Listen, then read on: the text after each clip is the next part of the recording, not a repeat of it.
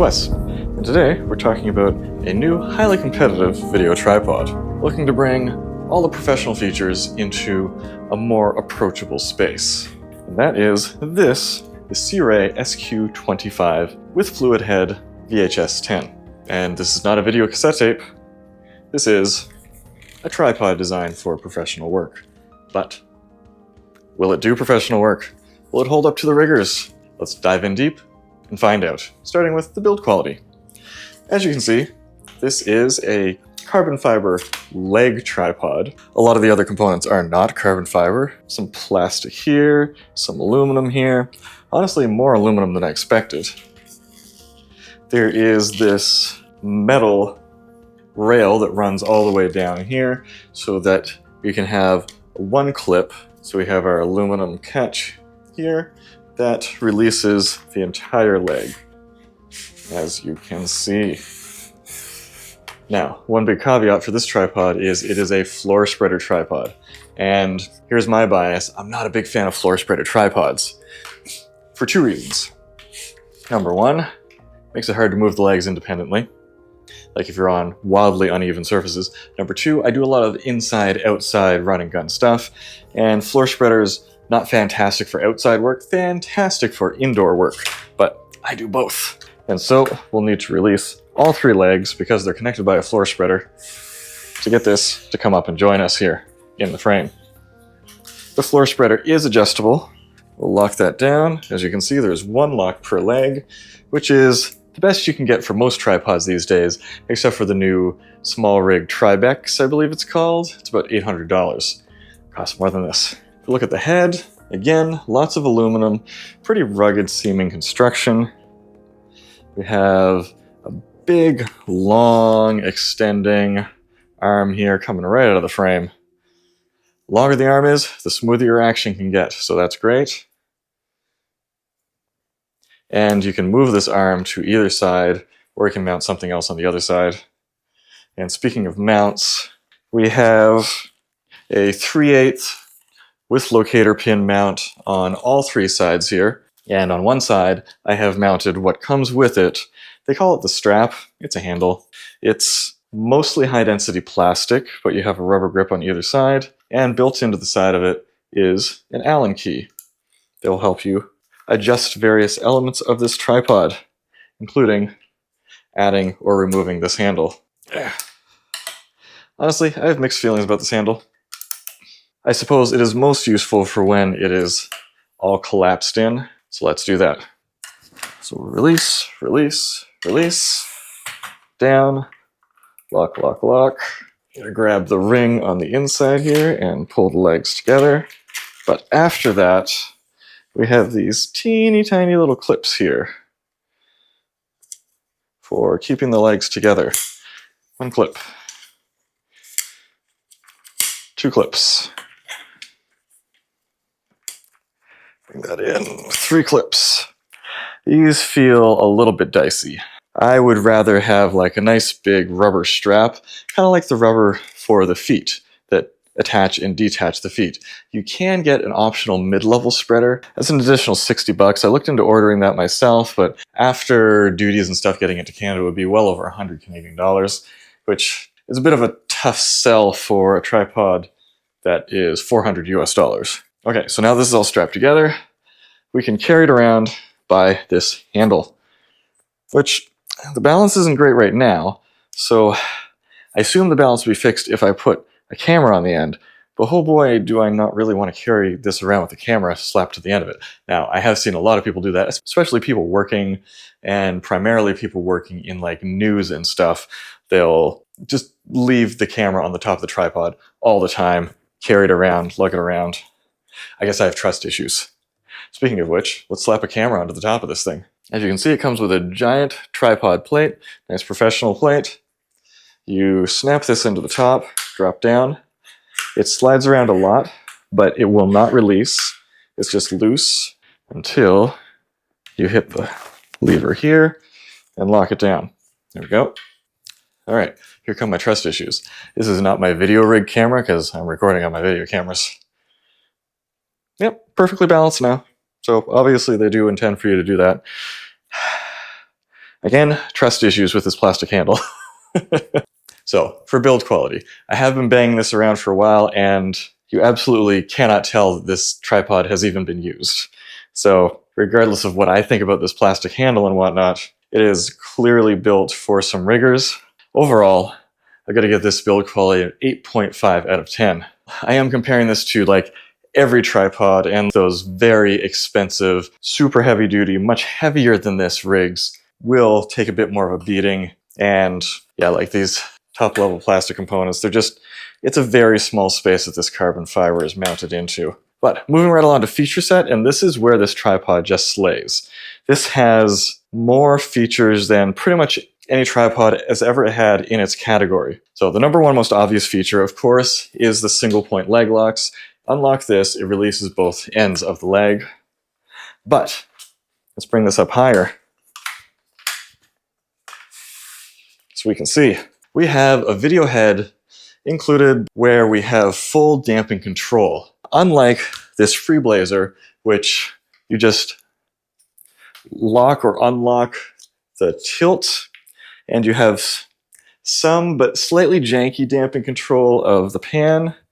This one, you have 3 levels of pan damping, which sounds like a cooking methodology. I guess that's 4 levels, including 0. You have 4 levels of tilt damping, and you have 7 levels of return to center rebound. So if I set this to 0 damping and crank up my rebound here and release, you can see that we have lots of rebound to middle. And we can turn up our damping, still rebounding to middle. No rebound to middle. My camera's not perfectly balanced here. Nice and smooth. Again on this way, nice and easy. Tighter, tighter. It's very interesting how you can feel it like clamp in as you change the level. If we listen for this. Like it locks in almost like it's electromagnetically controlled or something. And I really love the feel of the ball joint adjustment underneath here. Very robust, very grippy. It used to be that you would only get that level of control in a much higher end tripod. So that's nice that we have that. In addition, we have a bubble level here, we have a bubble level here. And there's a little button on the side here. If I press this, the level lights up. You press it, it lights up for a few seconds, turns back off, which means that there's a battery in this. One thing I don't like about the battery is it's held in with a magnetic door that doesn't have a hinge on it. So when you go to pull it out, it just kind of flops out and the battery falls on the floor because there's not much holding that in there. That should have been a hinge door. Again, I said this has a floor spreader, but you can get the mid-level spreader. You have the very long extendable arm. I wish, again, we have these plastic little clips that hold the legs together when it's folded. I wish that we had something a little bit better there.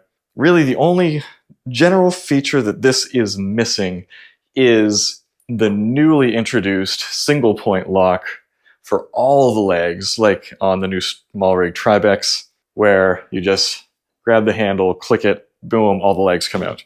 That's very new, but it is what it is. It is something that exists on the market. So I'm going to give this a 9.5 out of 10 for feature set. That was the whole point of this tripod. They crammed in every feature for a competitive price point. And they did it. Next up is stability, which is arguably very important. Let's have a look at our numbers here. We have done empirical testing on all the tripods that have come through here using a force meter to see exactly how much force is required to twist the whole rig and how much force is required to bend an individual leg. And we also do that as a ratio to the leg length, because some tripods are simply shorter than others, and so they shouldn't get an advantage just because they're short. Try to keep it as even as possible though, and take some measurements. Now, one thing I would like to note, I'm sure you've thought about before, but possibly not seriously enough, is that it makes a big difference how evenly you have released the legs with regards to how stable your tripod is. Now, we all try to be as careful about that as possible, but you can't always get it exact. And as you can see here, the way I've released my legs, I'm relying almost entirely on the top two segments and not at all on the third. And so what happens when we do that? Well, when we just rely on the two segments, because it just came out that way, we get a bend ratio strength of 29 Newton meters and a twist ratio strength of 44 Newton meters. But if we equalize the leg lengths so that they're spread out approximately the same way, like this, there we go, we have a little bit of this, a little bit of this, a little bit of this, a little bit of that, boom, boom, boom. We go up to a bend ratio of 40.1 Newton meters and a twist ratio of 52 Newton meters. So that's a small increase in the twisting resistance, and a huge increase in the bending resistance. You may or may not have been paranoid about that in the past, but if you get a heavy rig on, or you want just the ultimate stability, you're going to want to make sure that your legs are evenly released. This is not just an issue with this tripod, though. It's an issue with every tripod, and I just wanted to put that bug in your ear for next time that you're setting up your tripod. Make you worried about just one more thing. How does that compare, though? Let's bring up a chart here.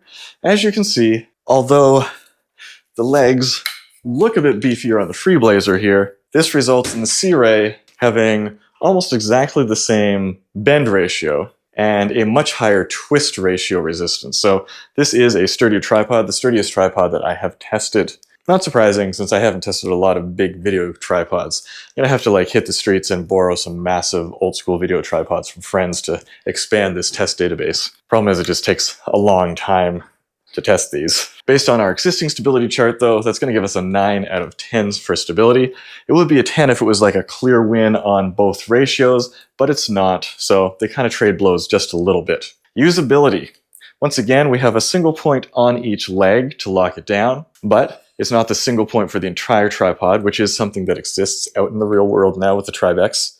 This is obviously not exactly a run and gun tripod, but it is faster than a lot of other tripods. We have the floor spreader, which is more usable for a lot of indoor use. It gives you a lot more grip. The floor segment has nice grips on it. We've got grips on the feet. Underneath that, we have a double spike as well. But if you take off the floor spreader, there is absolutely no resistance on the top joint to keep that in place. So the bottom spikes are almost unusable, because if one of those side spikes comes loose without the floor spreader in place, this thing is just going to crash. Very common for a floor spreader tripod, though. Again, just my bias. And again, having the dampers and not just locks is a huge usability win. If you haven't used a tripod like that before, it can save you a ton of time, because when you go to set up your tripod, you're not like carefully dialing in that resistance again just with the lock. You already have your preferred resistance dialed in, and then you just unlock it and go. That's great. Again, not a big fan of the locks that hold the legs in place once you've packed it all up. Most companies don't have a better solution for that anyway. I would like someone to revolutionize the market on that and come up with something that is just so simple and easy to use for that. And you've got that handle that it comes with, the side strap. That's great too. So I'm going to give this a usability of 8.5 out of 10. Value. This is where Sirui is trying to really make a difference. This comes in at either $400 or $500, depending on where you buy it, but you can order it direct from Sirui for $400. I think B&H has it listed for $400 now as well, so we're going to say $400. Our Freeblazer here was also $400, and it was a value leader in the professional segment just last year when this came out, but we're going to have to adjust the scores because this is a better value. So we'll move on. There is something that is cheaper, fairly recent on the market, that will give you those damping adjustments, just the slightly less professional design, less rugged design. That's the newer TP76 for $265. That is wildly cheap. Do I want to mount a $10,000, $15,000, $20,000 video rig to the top of a newer tripod? I don't know, to each their own, but I have to consider it does exist. Now, going into more conventional stuff, there is the Leofoto LVC193C for $540.